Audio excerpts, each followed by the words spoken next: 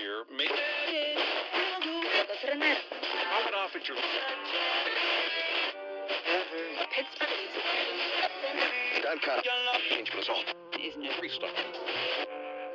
You are now rocking to #Originators at Originators Radio. We are the originators. We are the originators. We Facebook, YouTube, SoundCloud. The originators. We are the originators. We are the originators. We Facebook, YouTube, SoundCloud. The originators. We are the originators. We are the originators. Radio.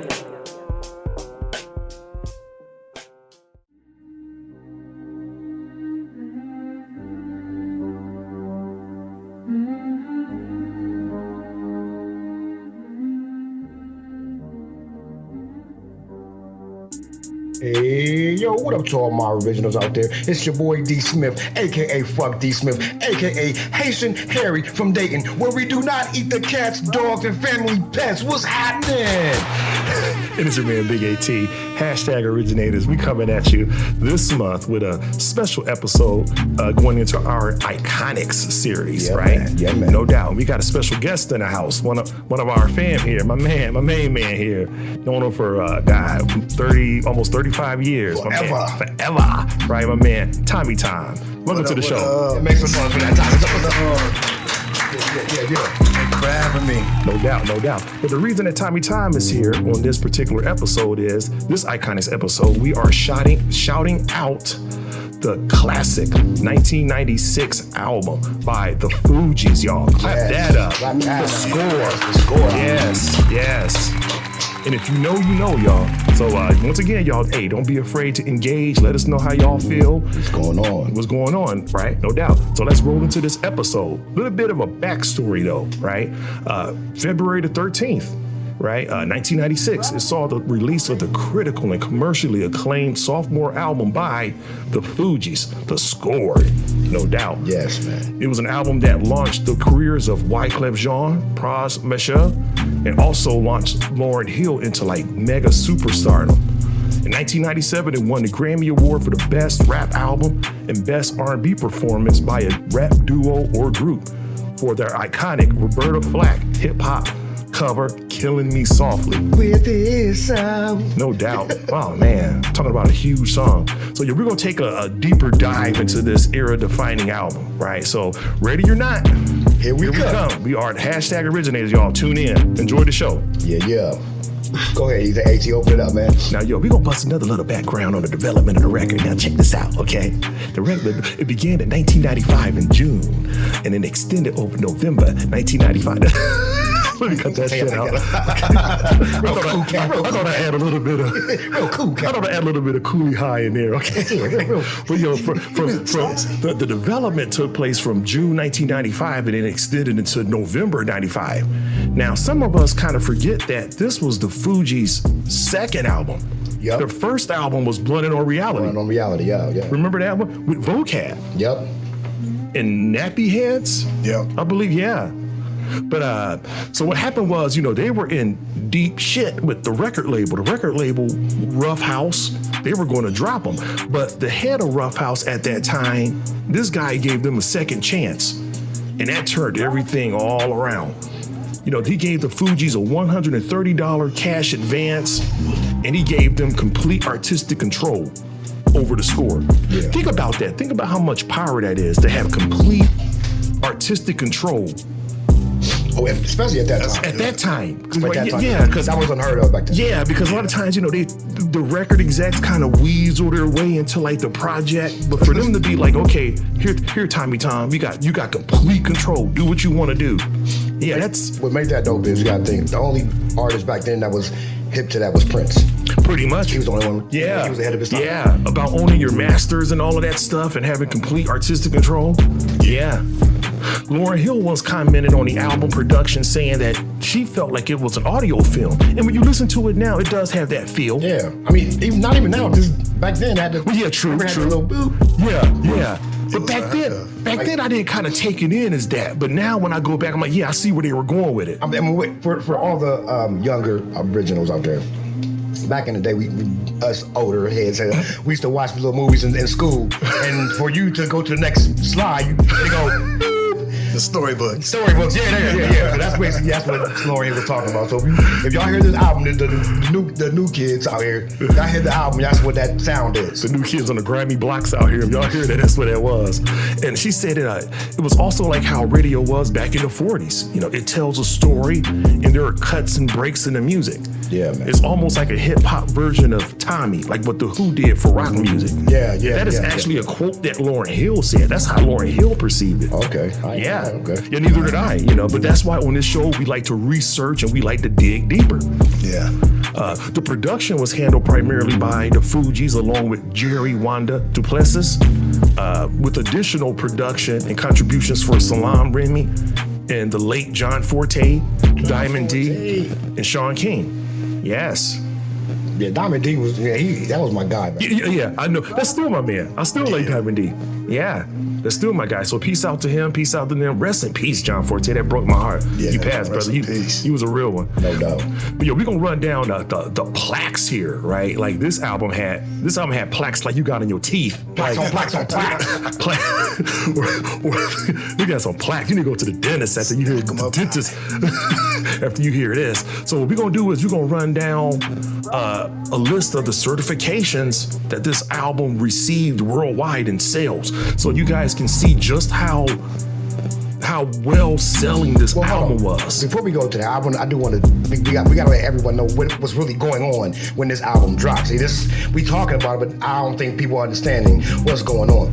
When this album dropped in '96, all right, you got to understand. Hold on, I'm gonna take a D. Smith put the facts up. Yeah, you got to check it. I wasn't expecting this. We're going with it. We're gonna talk about it. All right, I'm checking. You put the stats up. Y'all gotta understand out there. When in '96, when this album dropped, when the score dropped, you gotta dab me up on that one. When the score dropped, yo, it was I ain't fucking with you, AT. I wasn't expecting this shit. When they say, so check it. When this album came out, you gotta understand. You had Tupac album, All Eyes on Me. You had Jay-Z, Reasonable Doubt. Nas, It Was Real. You had AT from Outkast. Tribe Called Quest had Beats, Rhymes, and Life. Dr. Dre dropped The Aftermath. The Roots dropped Illa Dope, Half-Life. Ghostface Killer hit him with the Iron Man. Mad Skills from Where? And of course, the Fugees dropped their album. Now you gotta understand, this was considered one of the greatest years of hip hop. I can't breathe. You know what I'm saying? Wow. This is like, AT over here, gas over here. Like to call the doctor, call the ambulance, gonna pick up the people. You understand me type bill. But when this came out, man, '96 was just one of the strong. Oh man, it was like hip hop gold. You know what I'm saying? Everything that came out had some bang to it. So they didn't just drop an album amidst like nothing out there. They had competition. Yeah, everything I just named did numbers. All those albums I named did numbers. So that's what we talking about. What was going on in that time when they dropped this album back in '96. So AT, go ahead. So yeah, that's a little comparison. You gotta give it to Rough House for giving them a second chance. Oh yeah, exactly. No doubt. Going on. Yeah, exactly. I mean, just that competition was fierce. I mean, yeah. Right, but but we're gonna do okay, but we still recover from that, guys. Brother was turning blue in the face over here, like damn, like because I never really looked at it like that. I never really thought about the stats, like what it was up against. Yeah, the deck was stacked. You know what I'm saying? The deck was stacked. Yeah, and they still came out and did 70,000 in Australia. Austria, they did 50,000. Belgium did 50,000. Okay, so all three of those we named just far was platinum. Yeah. Canada 5 times platinum, 500,000, which is crazy. Denmark 4 times platinum, 80,000. Finland 26,267 copies. France did diamond at 1 million. That's wild. Germany did 3 times gold, 750,000. Yeah, Iceland even sold 6,000 units in Iceland. Some of these places can't even speak English, guys. But the vibe is there. And that's what hip hop is about. That's what matters. Yeah, the vibe is there. Italy went gold at 25,000. Japan went gold at 100,000. Netherlands went platinum 100,000. New Zealand went platinum at 15,000. Norway went gold, 25,000. Poland went platinum at 100,000. Wow, Poland. I know. Just imagine, like, who's there in Poland? Who's in Poland listening to the Fugees? We used to be number 10. Now we're permanent number 1. Like in Poland, right? Right. Yeah. That's crazy. Spain, 100,000. Sweden, 100,000. Let me see. Was it platinum in Sweden? I'm sorry. Yeah. Yeah, platinum in Sweden. Switzerland, 100,000. That's 2 times. 2 times. 2 times. Hit me 1 time. 2 times. United Kingdom, 5 times platinum with 150,000 units.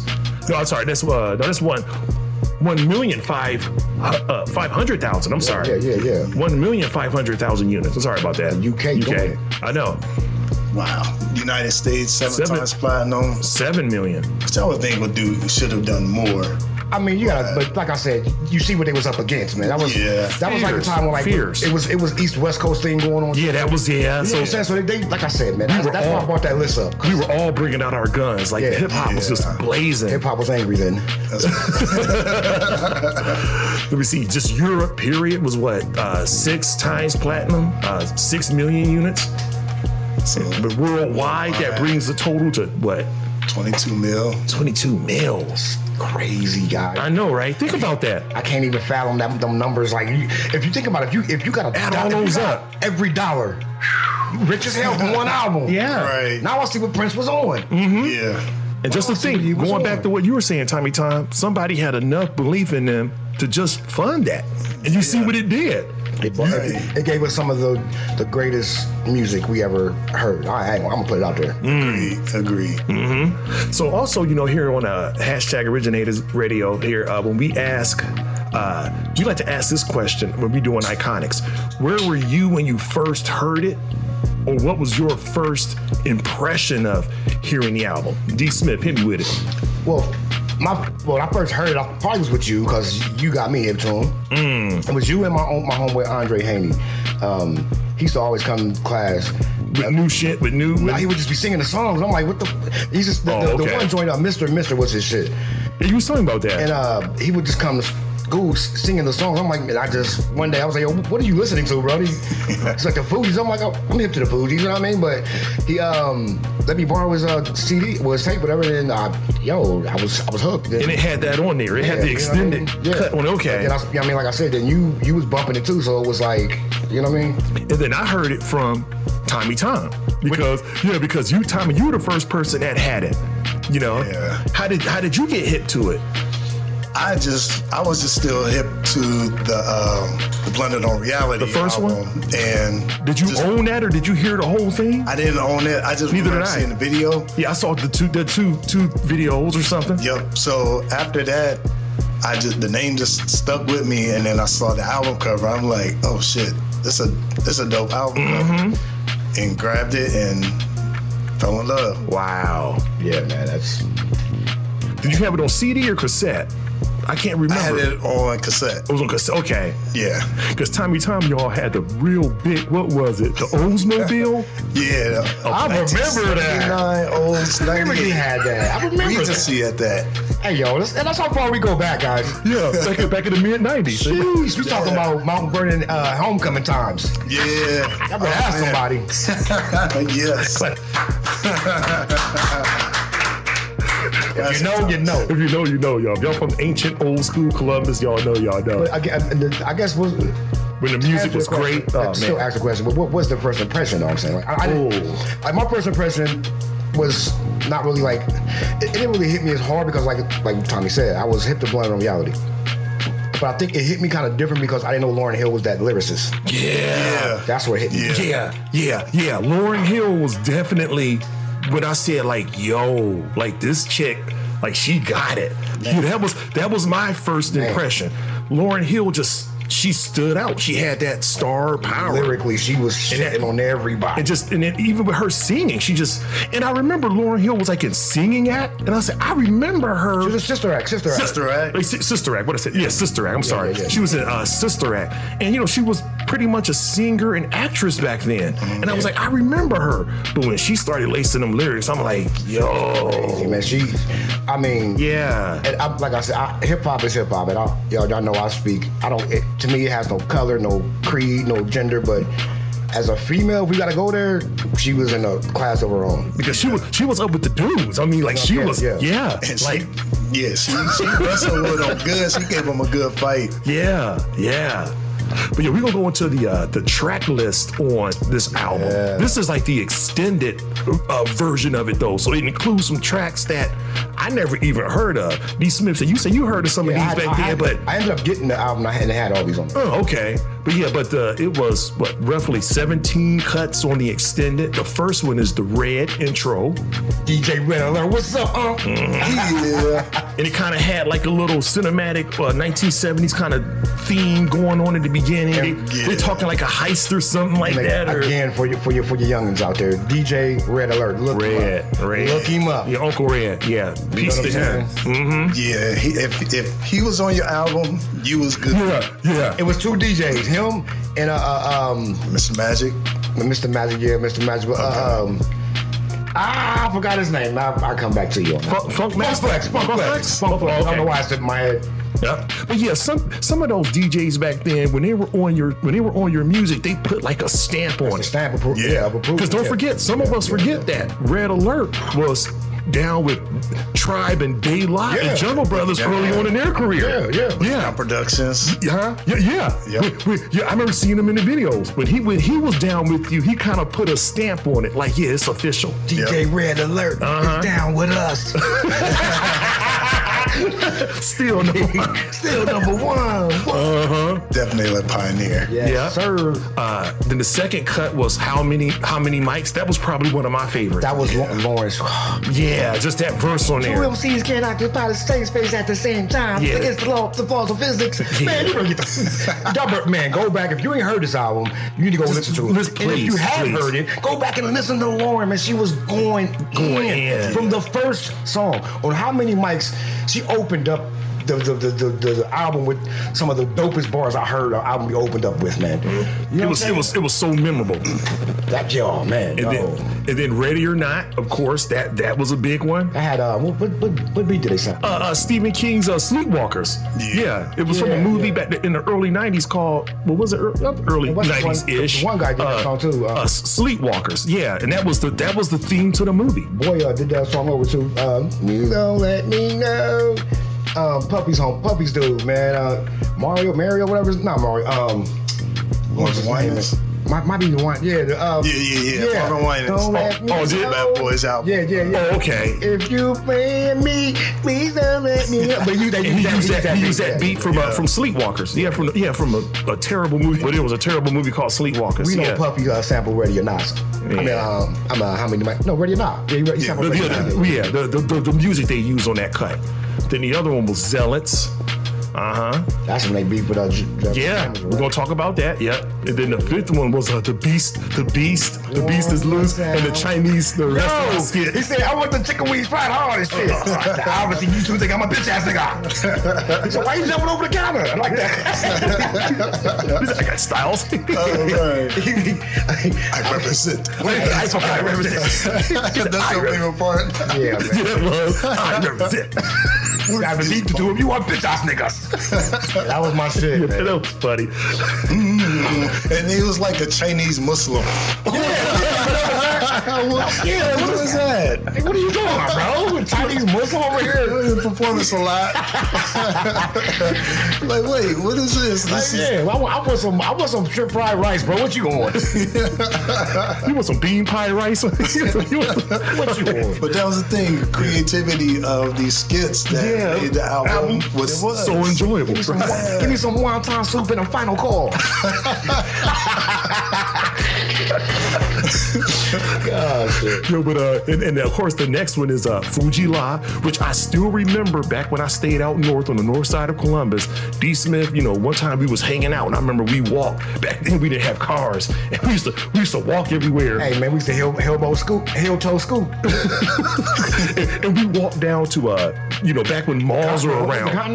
Now this was Northland Mall. We went to Northland Mall for something. I don't know. I mean, I don't know, it was the shop or to go to a movie that was behind it. Probably. But that song was out during that time, and I remember that was in my head. And we walking down the street, and it's in summertime, and it's like that's what I remember about that song. Yeah, we done walked some miles in the city, man. Oh, absolutely. I understand. Man. Worn out shoes and the whole deal. The seventh song was Family Business.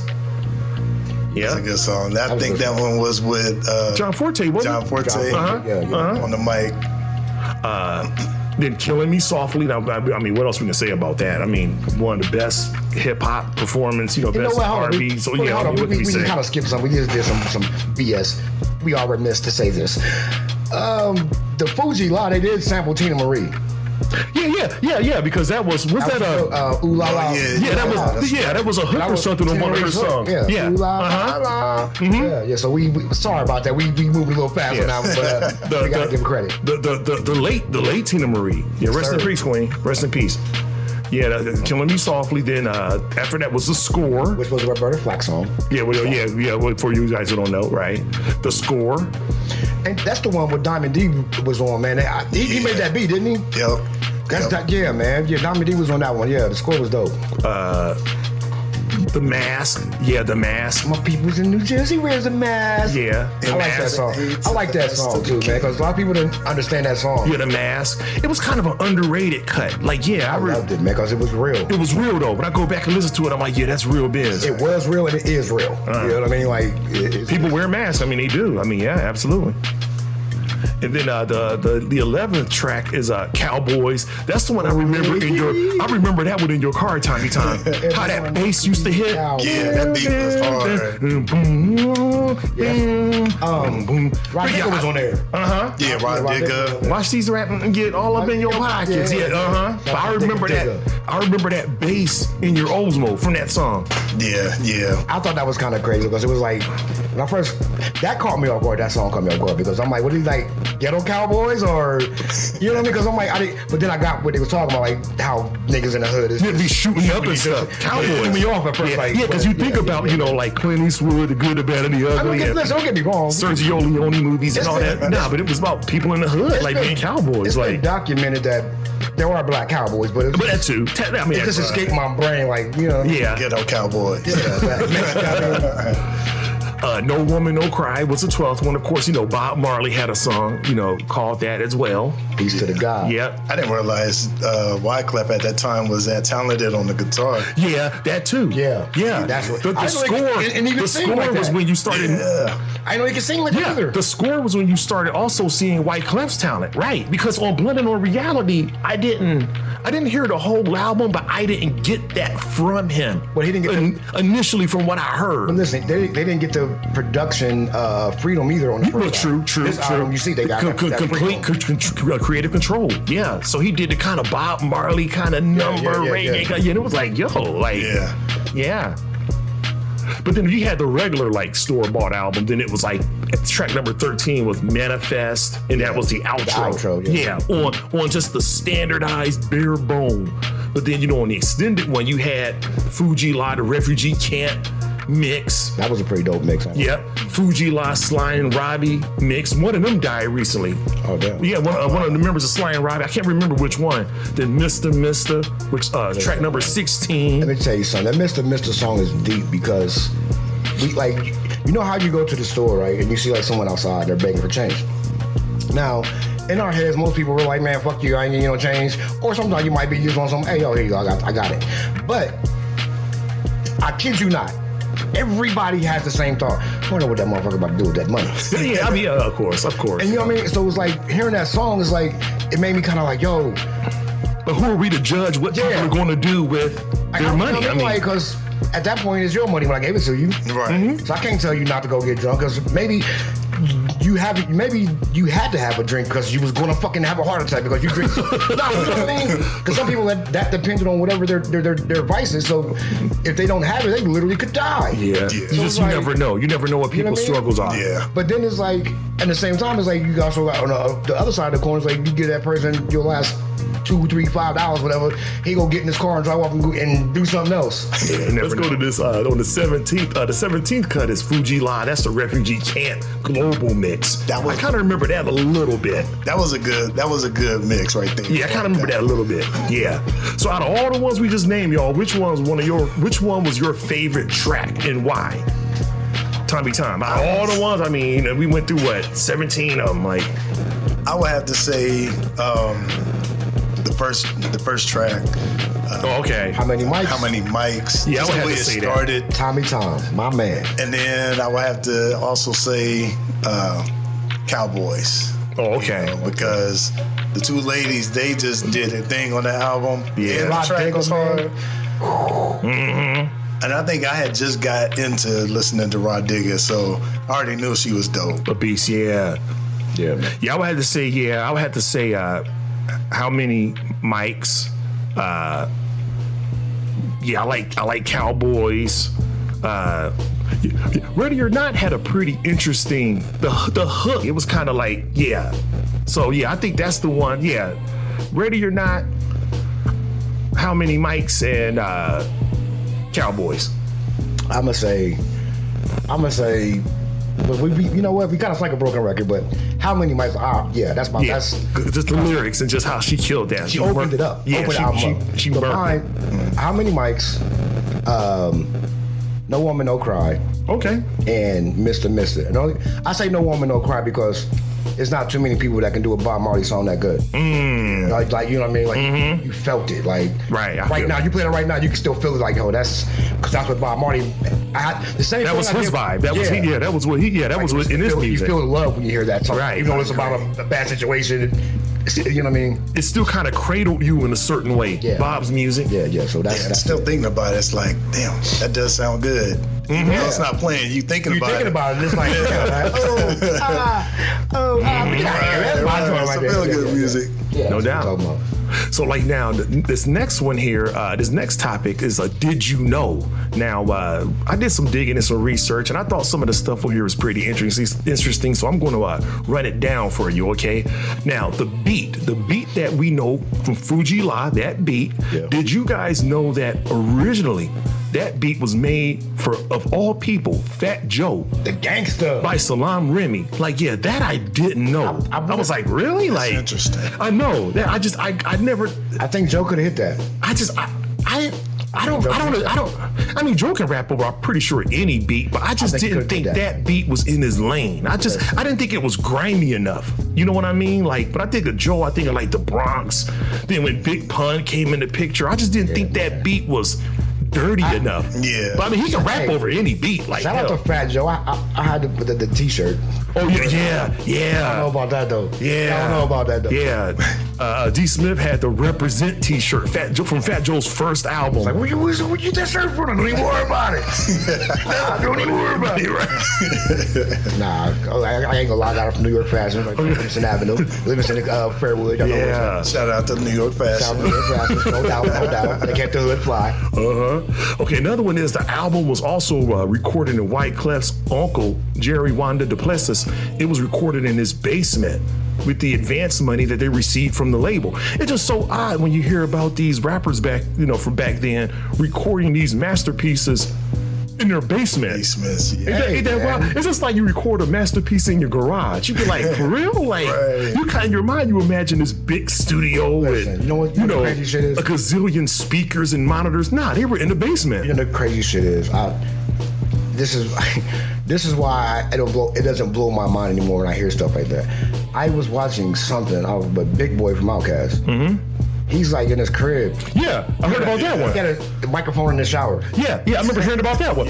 Early Outkast stuff. No, but I'm saying he was rich then by then. Oh, by that time? Big crib. Oh, wow. He was Big Boy. With a mic in the shower? And he said, sometimes I don't feel like going to the studio, so I got my mic in here, I'll just go do my vocals and send them over. That's hilarious.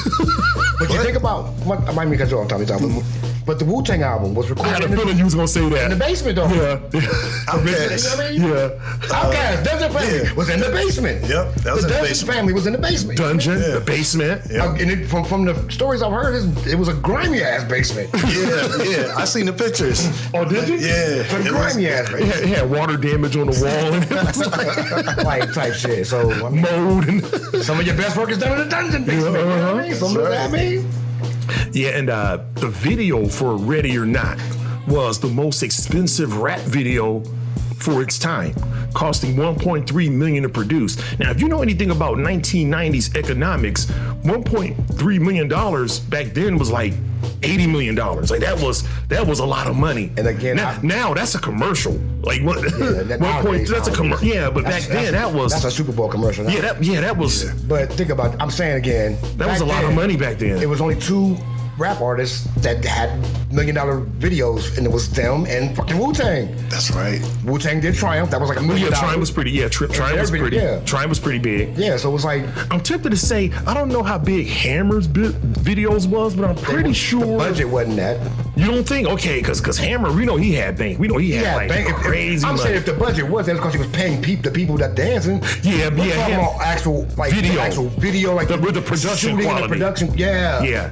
We ain't talking about the people you gotta pay. We talking about Yeah, 'cause- when you came to when you AT came to me and said, "Hey, yo, I need a video shot." And I say, "What you need? Whoa, I want this. I want this. $1 million." Now that's cool, but if you come to me and say I want a video shot and I got 23 backup dancers, $1 million, it's the same thing, but it's not the same thing. Right. You know what I mean? Because you got the payroll, you got to pay a lot of people. Exactly. Now, who remembers this right here? I do. This was crazy. Who remembers the Fugees and the Jeruda Damager beef? I vaguely remember. Yeah, I remember it, but it kind of this episode jogged my memory. Yeah. You kind of remember it, you say? I remember the aftermath. I remember seeing a video. I think it was they were just going back and forth talking about the whole bitch whole thing. Oh, okay. And was this a YouTube video? It Okay. was on YouTube. I kind of remember it back in the day. I'm not hip. I mean, I'm hip, but I ain't hip to that. Oh, okay. I think I heard rumblings of this. The reason why the beef kind of started was, somehow the Jeru Damager and Praz were compared. Like they sounded alike. Oh, okay. Yeah, you was telling me something like that, but that I never heard. The only thing I've heard that. Oh, okay. Why they was on him. They kind of have that voice that's kind of like, sound like a black Terminator. Like, I am here to rep the mic. Like, And if you think about it, they kind of look alike. Think about it, guys. They could be related. They could be like cousins or half brothers. Come on, guys. I can't be the only Negro in the room to think this. Because I always thought they looked alike. you did. I never really saw that. If you listen to Jeru Damager, I never saw that. if you listen to Jeru Damager and Praz, their voices do kind of sound alike when they rap. But the lip part, AT didn't say that, y'all. So don't I come at said me, it. y'all. D. Smith said it. J. Rue was always scruffy with the beard, and Praz was always clean cut. No, because I'm saying, I said it could be identical brothers, but they could be like a yin and yang brother. Me and my brother like that. I'm more clean cut than my brother. My brother's grimy. Oh, I didn't. But together we like, yo. I'm just saying. They could be long lost brothers. I better do the math. Possibly. But the beef, like the Fugees, okay, what happened was, the origins of it is like the Fugees didn't like the lyrics of Jeru Damager's song, The Bitches. Tommy Tom, you had that one back in the day. Yeah. The Sun Rises in the East. Jeru Damager's first record. I heard it through you. So there's a reason why Tommy Tom's on this episode, because Tommy some of Tom this had the stuff, hip-hop. yeah, some of this stuff plays back into just the history of our friendship. Yeah. The thing about J. Rue song, I didn't hear anything disrespectful. I didn't think it was. About how, it was no different than what everybody else was rapping about. Yeah, I didn't think it was anything like super appalling. Like, he was talking about torturing women, and I didn't think it was nothing like that. Right, But so it had to be something deeper. yeah, but That's what I'm saying. I don't know, but I heard that they was compared like niggas. Basically, the rumblings was like one was biting the other style, basically. yeah, that one I never heard. I could understand that part. Yeah, but what happened was, it was, the bitches off of the debut album, The Sun Rises in the East, and Praz dissed Jeru on the track Zealots from the score. He had that line where he says, "No matter who you damage, you still a false prophet." I remember that back in the day. Yeah. I said, wait a minute. I kind of put two and two together, like damage, prophet, because Jeru the Damager had a song called "You Can't Stop the Prophet." Yeah. And I was like, and I thought like that sounds like a diss, but it could have just been a wordplay. But come to find out, yeah, it was. He did take a shot at him. Shots fired. But Jeru later responded to the lyrical jab on his track, Black Cowboys. So right then, Black Cowboys, the Fugees Cowboys. So yeah, that was direct back and forth. But I can remember that period. Yes. Now, okay, the next one is the sad story of the Fugees. Now, you know, the Fugees over the past 30 plus years, they've been through their ups and downs. John Forte passed earlier this year at the age of 50. I still don't know the cause of death, but he passed. And then Proswell, he was sent to prison for A white collar crime. Yeah, for 14 years. Yes. Wow. And then Wyclef, if you all can remember, during that 2010 earthquake that rocked Haiti. Yeah. You know, because that's what them brothers were. They were of Haitian descent. Wyclef set up some kind of disaster relief fund organization, but he was mismanaging the money. The money wasn't going to where it was supposed to. And I still to this day remember seeing pictures of Wyclef. He was like in a press conference and his eyes full of water and tears streaming down his face where he's apologizing. He's apologizing for ripping people off. But Wyclef could have got sent up for that. I do got a random question. Is Lauryn Hill Haitian? Nah. Just from Jersey. Yep. And then also late 90s, early 2000s, the sudden disappear of Lauryn Hill. Okay, listen, I got a question. At the height of her success. Because we've heard that she said that she don't want white folks buying her music. Did she Tommy Hilfiger shit? Yeah, that was a rumor. I looked that up. Yeah, that was a rumor. She never said that. She never said that. Yeah, but that was a rumor too, because I felt some kind of way about that. There was a rumor that she said she didn't want white people to buy her music, and I'm like, why would Lauren say something like that? Did she Elvis Presley us with the shoes? That was a rumor too. No. About Elvis saying he didn't want black people, but that was a rumor too. Yeah, but see, that's why it's so important with the internet. We have no reason not to research old stories. Exactly. I dig into this stuff, and I looked into that, and Lauryn Hill didn't say it. You heard it here first on the Originators Podcast, the ICONIX episode. Yeah, she didn't say it. She did not say it. Yeah. But then she did disappear at the height of her success, 1998. She became Rastafari also, you know what I mean? She started messing with Bob Marley's son. Yeah, she was messing, yeah. Had kids by him. But hell, even then in Jamaica, she could still been making music. Like her excuse was, she said, I was raising my kids. Like, yeah, but Bob Marley raised kids too, and he still, like, you can still be a parent and an artist. But it's different for a mom, you know what I mean? I don't give a shit. You can that's an excuse. No, because you can still. To me, creativity shouldn't stop. Like, No, that's facts. That's facts. Like Look at Cardi B. She's raising kids and making music. That's facts. Yeah, now Rihanna took some time off, but best believe she coming back too. Like, creativity shouldn't stop. Matter of fact, when you're a father or a parent, that should increase your creativity, because you have something to talk about now. Exactly. And everybody can pay for a nanny. Yeah. You can go to the studio. She did the song Zion for her kid. Yeah, I remember that. Yeah. Remember that album? She was just like, you know what? I'm done with this now. Because you got to think about it, man. On the outside looking in, we're like, yeah, you do music, but you understand. I mean, there's probably other hard factors. There's probably other things. From your house tonight to the UK tomorrow to China the next day, back to your house. You're going to New Zealand. Now that's more touring though. I'm talking about just making albums. I'm talking about just recording an album. Like, what do you think happens once you make that album? Now you got to tour. Yeah, you got to make that money. Yeah, you got to tour. Yeah, so it's like it's hard, man. Yeah, but still, you can still make music. I think you can still I feel that. You can still be a force making music on your own. Yeah. And I think also what contributed to that was the relationship issues. That too. Yeah. Apparently, her and Wyclef. They had a relationship during tour. Yeah. Which you mix in business and pleasure. Yeah. So, yeah. And then also, too, we got to mention this, too, with Lauryn Hill. The other tragic thing was her ego. Like, many of us, her horror stories about Lauryn Hill. Yeah. Me, myself, personally, I'm not an egotistical guy. I can't justify egotism, but Lauryn Hill, everybody she ever worked with said she was just a diva. You gotta call her Miss. You gotta call her Miss Hill. Miss Hill. Miss Hill. Put some respect on her name. Miss Hill. And she'll show up to shows like 3 hours late. Or sometimes not at all. Yeah. That's ridiculous. Right. Exactly.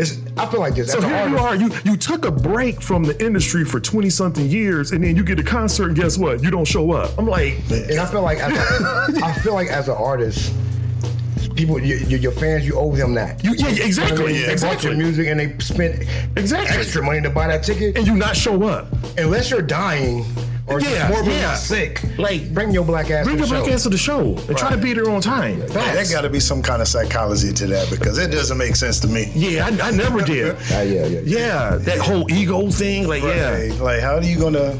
Okay. How are you gonna? Be late to your own concert. Your fans waiting for you, and then it just doesn't make sense. Yeah. Come on, Miss Hill. Mm-hmm. So once again, this one, the last one we're going to have here, this topic here is: do you think, the Fugees, with the success, the massive success that they had on the score, do you think if they recorded a third album, because remember they only did 2 albums, do you think that it would have been just as good? Do you think they could have made better music? Do you think that the second album was their peak and then like everything else would have kind of gone down? How do you feel about that? I think it would have went just the way it did. They would have made the score and Lauryn Hill would have dropped the Miseducation of Lauryn Hill. And disappeared like that? Not disappeared. She probably would have did another album, but they would have dismembered. This band. Okay. Yeah, my fault. Not dismembered. My fault. I said dismembered. Take your arm off. Not dismembered. My bad. Disband. I said this. Take your arm with me. Take your whole foot with me. I think so. If they did it, within the reasonable, the typical 2 years or something between albums, it would have been good. I don't think it would have topped the score. Oh, really? It probably would have been just as good. Okay. Because you got to think they were still going, the stuff that we just now finding out, the relationship was still going on. Stuff. Okay. Yeah. I could dig that. It would have been good to have. It'd have been interesting to see. Yeah, I hate that it ended so abruptly. But it would have been terrible had they fallen off. You know what I mean? Because it's always sad when you see a group that just kind of they couldn't have completely, where the music starts sucking. You know what I mean? Where they just kind of you're like, man, they should have broke up. you start thinking like, damn, what are they doing? You gotta understand, if worse would have came to worse, I think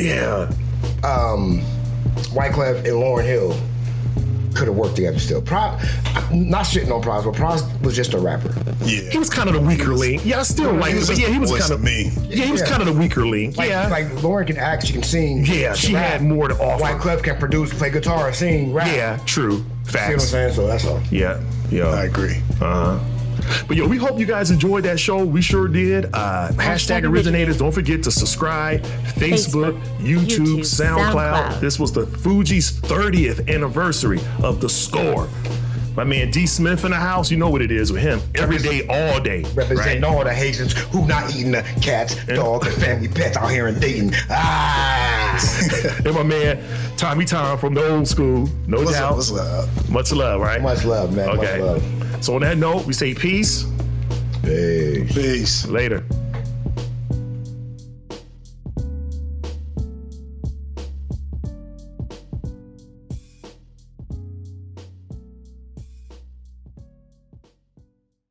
You are now rocking to #Originators at Originators Radio. We are the originators. We are the originators. We Facebook, YouTube, SoundCloud. The originators. We are the originators. We are the originators. We Facebook, YouTube, SoundCloud. The originators. We are the originators. We are the originators. Radio.